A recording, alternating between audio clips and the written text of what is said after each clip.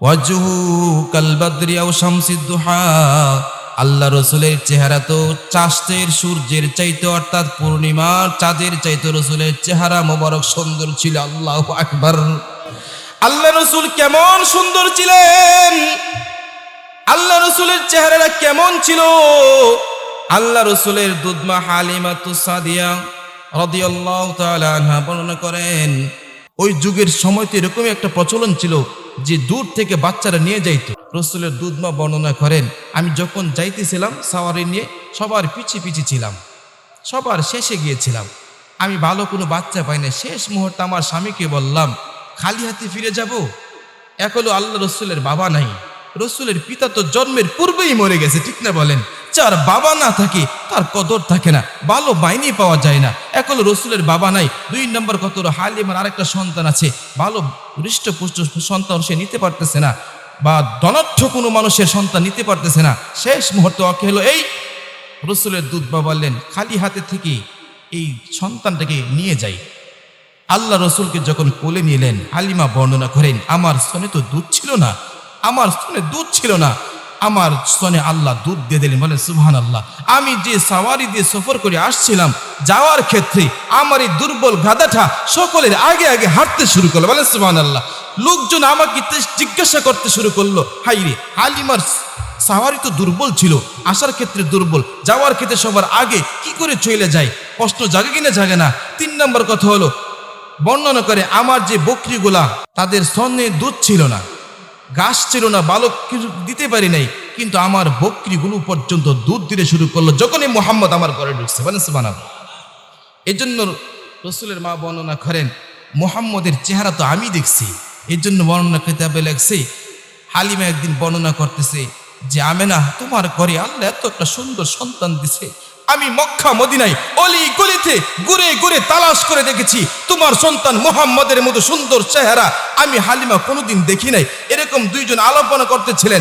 ওই সময় জিবরাইল আমিন ফেরেশতা হাজির হয়ে বলেন, তোমরা মুহাম্মদুর রাসূলুল্লাহ সুন্দরে কি বর্ণনা করবে? আমি বলি, তুমি শোনো, আমি সমগ্র পৃথিবী ঘুরে ঘুরে তালাশ করে দেখেছি, আল্লাহ রসুলের মতন সুন্দর চেহারা আল্লাহ কাউকে বানানে। বলেন সুবহানাল্লাহ। কিতাবে পাওয়া যায় ইউসুফ পয়গম্বরকে আল্লাহ তাআলা সৌন্দর্য দান করেছেন, ঠিক কিনা? মিশরের মেয়েরা রসুলের বিবি আয়েশাকে প্রশ্ন করেন, আয়েশা আম্মা জান, শুনেছি আপনার স্বামী অনেক সুন্দর, কই? ইউসুফ পয়গম্বরের সুন্দর চেহারা দেখতে গিয়ে মিশরের কন্যারা ফলের পরিবর্তে হাত কেটে দিছে, কই আপনার স্বামীর বেলা তো এরকম শুনি নাই কোনোদিন, ঠিক কিনা বলেন? আল্লাহ রসুলের বিবি আয়েশা টেকনো বুদ্ধিমান ছিলেন। রসুলের বিবির আল্লাহ এত মেধা দিয়েছেন, এত অধিক পরিমাণ হাদিস বর্ণনা করেছেন। আম্মা জান সাথে সাথে মিশরের মেয়েদেরকে বললেন, শোনো, আল্লাহ তাআলা ইউসুফ পয়গম্বরকে আল্লাহ তাআলা হাসান সুন্দর দান করেছেন। হাসান অর্থ হলো সুন্দর, আর আমার স্বামী জনাবে রাসূলুল্লাহকে আল্লাহ তাআলা জামাল সুন্দর দান করেছেন। হাসান সুন্দর বলা হয় যার মাথা থেকে নিয়ে পায়ের তালু পর্যন্ত গভীরভাবে লক্ষ্য করলে, ভালো করে তাকালে কোনো না কোনো দোষ খুঁজে পাওয়া যায়, এটা হলো হাসান সুন্দর। আর জামাল সুন্দর বলা হয় যার মাথা থেকে নিয়ে পায়ের তালু পর্যন্ত গভীরভাবে তাকালে দোষ তো দূরের কথা, দোষের কোনো লেশ মাত্রাই খুঁজে পাওয়া যায় না। এজন্য আল্লাহ রাসূলের বিবি বললেন, আমার স্বামীকে আল্লাহ তাআলা জামাল সুন্দর দান করছে, যেটা ইউসুফ পয়গম্বরকে দেওয়া হয় নাই। এই জন্য কিতাবে ওলা লেখছে, আল্লাহ রসুলের সৌন্দর্যের মতো চেহারা আল্লাহ পৃথিবীতে আর কোনো নবীকে দান করে। মানে সুবহানাল্লাহ। এই জন্য কিতাব ওলা লেখছে, ওয়াজহু কাল বাদরি আও শামসিদ দুহা সাদরুহু মিশকাতু আনওয়ারির রাসূল। আল্লাহ রসুলের চেহারাটা পূর্ণিমার চাঁদের চাইতে সুন্দর। বলেন সুবহানাল্লাহ, বলেন সুবহানাল্লাহ। এর রসুলের চেহারার কথা বললাম। আল্লাহ রসুলের এই হাত মোবারক আল্লাহ মুজিজা দান করছে। কি দান করছে? এটা কি বলেন?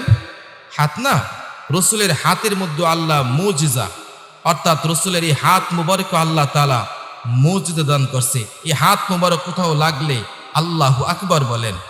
কিতাবে পাওয়া যায়, কুল্লামা মাসালিশাতিন দরআহা আদা ফিহি দাররু মিনহু ওয়াখতাফাল, কুল্লামা মাসালিশাতিন দরআহা আদা ফিহি দাররু মিনহু ওয়াখতাফাল। আল্লাহ রাসূল যখন মক্কা ছাইরা মদিনায় হিজরত করেন, রসুলের তখন সফর সঙ্গী ছিলেন আবু বকর। আবু বকর বর্ণনা করেন, আমি রসুলের সফর সঙ্গী ছিলাম যখন মক্কা ছেড়ে মক্কার বেঈমানরা আল্লাহ রসুলকে এমন কষ্ট দিয়েছে, আল্লাহ রসুলকে এমন কষ্ট দিয়েছে মক্কার বেঈমানরা, এমনকি আল্লাহ রসুলকে যেই দিন মক্কা ছাইরা মদিনায় চলে যাবেন সেই দিন রসুল বলেছেন, ও মক্কাবাসী, কাবা শরীফের চাবিটা দাও, 2 রাকাত নামাজ পড়ে আমি বিদায় নিয়ে চলে যাব, কোনোদিন আসবো না। সেই দিন পর্যন্ত মক্কার বেঈমানরা আল্লাহ রসুলকে কাবা করে চাবিটা পর্যন্ত দেয় নাই। কিতাবে পাওয়া যায় আল্লাহ রসুল যখন 8ম হিজরিতে যখন মক্কা বিজয় করলেন, আল্লাহ রসুল ওই সময় পর্যন্ত ইচ্ছা করলে প্রতিশোধ নিতে পারতেন, কিন্তু রসুল নেই নাই। বলেন সুবহানাল্লাহ। বলতেছিলাম, আল্লাহ রসুল যখন মক্কা ছেড়ে মদিনায় হিজরত করবেন তখন আব্দুল্লাহ ইবনে মাসউদ বর্ণনা করেন, আব্দুল্লাহ ইবনে মাসউদ বর্ণনা করেন, আমি তখন যুবক ছিলাম, মক্কাতে উকবা ইবনে আবু মুহিতের ছাগল ছড়াইতাম। কি ছড়াইতো? ছাগল। বলেন বলেন। আব্দুল্লাহ ইবনে উকবা বলেন, আব্দুল্লাহ ইবনে মাসউদ বর্ণনা করেন, আল্লাহ রসুল আর আবু বকর যখন মক্কা ছেড়ে মদিনায় হিজরত করলেন, রাস্তার মধ্যে আমার সাথে সাক্ষাৎ হয়। আল্লাহ রসুল আমাকে সম্বোধন করে বলে, আব্দুল্লাহ ইবনে মাসউদ, তোমার কাছে এমন কোন জিনিস আছে যা পান করা যায়?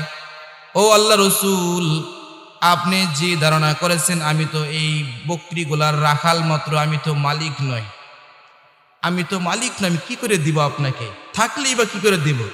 আল্লাহ রসুল বলেন, তাহলে শুনে রাখো, তোমার কাছে এমন কোনো ছাগি আছে নাকি যে ছাগি এখনো পর্যন্ত বাচ্চা প্রসব করে নাই? এরকম কোন ছাগি আছে বা বাচ্চা আছে যেটা বাচ্চা দেয় নাই? ছাগি। আব্দুল্লাহ ইবনে মাসউদ বলেন, বললাম রসুল, হ্যাঁ আমার কাছে আছে তো।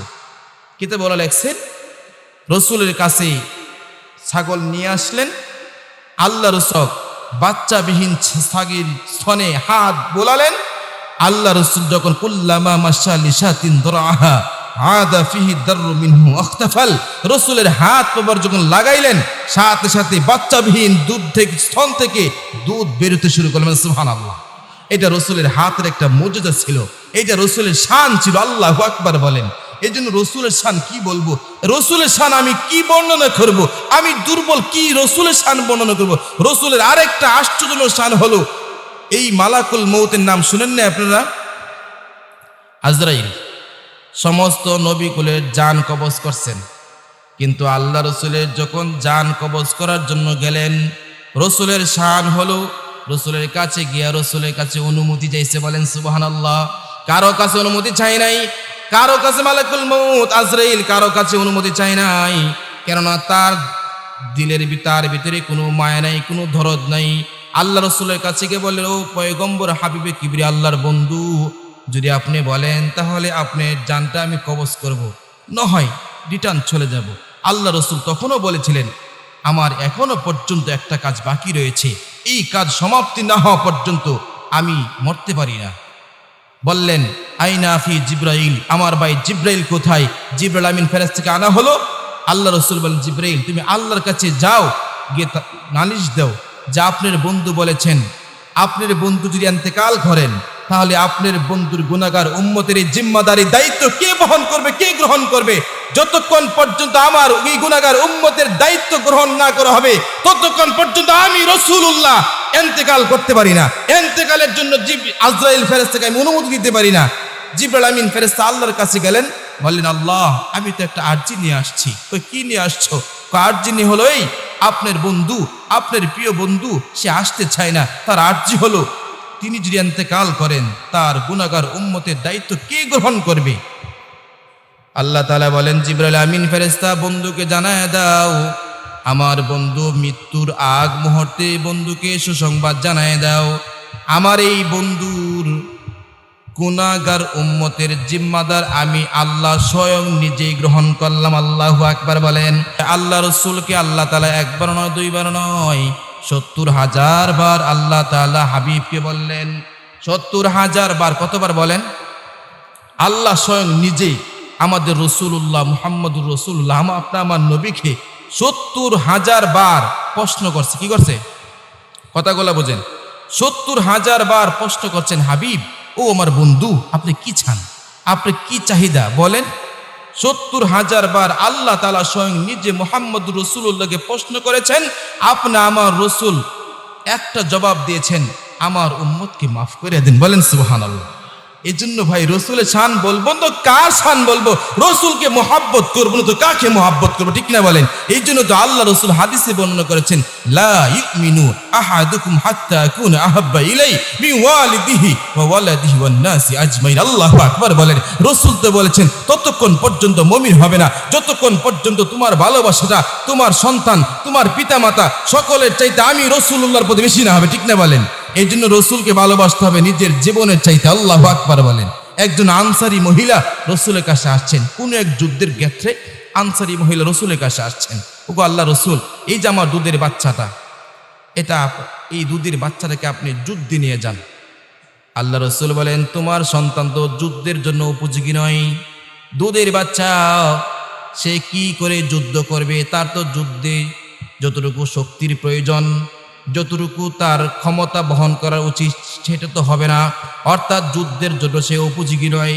আনসারী মহিলা নিজে আবেগ বর্ণনা করেন, ওগো আল্লাহর রাসূল, আমার দুনিয়াতে স্বামী নাই, আমার প্রাপ্ত বয়স্ক কোনো সন্তান নাই, কিন্তু আমার বড্ড আশা আমি শহীদের মা হব।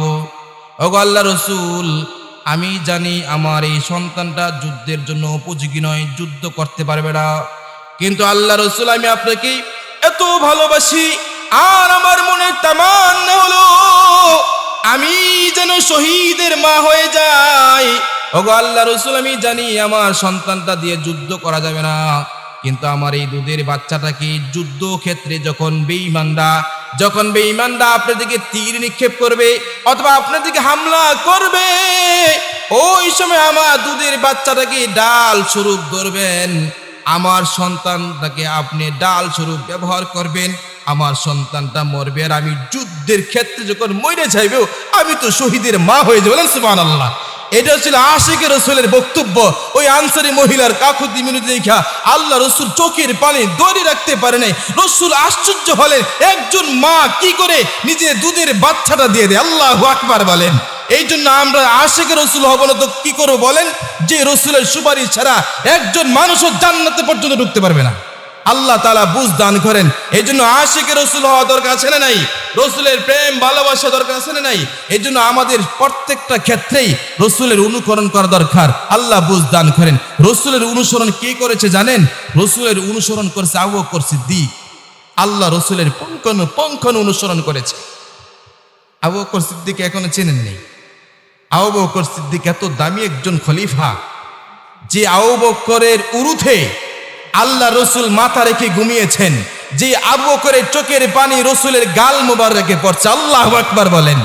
এখন বলেন, আবু বকর রসুলের অনুসরণ করে আকাশচুম্বী সম্মানিত হয়েছেন, উমর সম্মানিত হয়েছেন, উসমান সম্মানিত হয়েছেন, আলী সম্মানিত হয়েছেন, অর্থাৎ খোলাফায়ে রাশিদিন থেকে, অর্থাৎ রসুল্লাহর অনুসরণ যারাই করবে তারাই দুনিয়াতে সম্মানিত ইনশাআল্লাহ। এই জন্য রসুলকে মোহাব্বত করবেন ইনশাআল্লাহ। আল্লাহ তাআলা আমার রসুলকে এত সম্মানিত করেছেন কুরআন দান করে। বলেন সুবহানাল্লাহ। কুরআন কার উপর দান করছেন? কার উপর বলেন? রসুলের উপর আল্লাহ কুরআন নাজিল করে রসুলের সম্মানকে আল্লাহ আরো বাড়াই দিয়েছেন। বলেন সুবহানাল্লাহ। এই কুরআন তো সাধারণ কোনো গ্রন্থ নয়, সাধারণ কোনো কিতাব নয়, ঠিক কিনা বলেন? এই কুরআন আল্লাহ তাআলা আপনি আমার রসুলকে আল্লাহ দান করেছেন। বলেন সুবহানাল্লাহ। রসুলের আরেকটি মর্যাদা শুনেন। রসুলের থুতু আছেন, থুতু মুবারক, রিকুহু ফি নামাউন ওয়া শিফা ফিল আওয়ানি হিনা মাজা আও তাফাল। আল্লাহর রসুলের থুতু মুবারকে দুইটা বৈশিষ্ট্য। বলেন কয়টা? রসুলুল্লাহর থুতু মুবারকে দুই বৈশিষ্ট্য। এক নাম্বার বৈশিষ্ট্য হলো সাপে কামড় দিয়েছে, দংশাক্ত হয়েছে, বিষাক্ত কোনো ছবল দিয়েছে, আল্লাহ রসুলের থুতু মুবারক লাগানোর সাথে সাথে ভালো হয়ে যেত। রসুলের দুই নম্বর বরকত হলো থুতুর। আল্লাহ রসুলের থুতু মোবারক কোনো খাবার জাতীয় জিনিসে পড়লে বা মুখ লাগলে আল্লাহ ওই খাবারে বরকত দিতেন। বলে সুবহানাল্লাহ। তো রসুলকে ভালোবাসবো তো কাকে ভালোবাসবো? রসুল হবে আমাদের জন্য মডেল, ঠিক না বলেন? এই জন্য তো রসুলকে সাইনবোর্ড বানাইতে হবে, রসুলের স্বপ্ন লালিত করতে হবে। আল্লাহ রসুল কেউ যদি স্বপ্ন যদি একবারও দেখে, হাদিসের ভাষায় পাওয়া যায় মান রা মিনকুম মান রা ফিল মানাম, কেউ যদি রসুলকে স্বপ্নে যুগেও দেখে তার জন্য জাহান্নাম হারাম হয়ে যায়। বলেন সুবহানাল্লাহ। এই জন্য ভাইয়েরা আমার, দীর্ঘক্ষণ ধরে বসে আছেন, আশিকে রসুলের পরিচয় দিচ্ছেন, আলহামদুলিল্লাহ বলেন। আল্লাহ তাআলা বুঝ দান করেন, আমিন।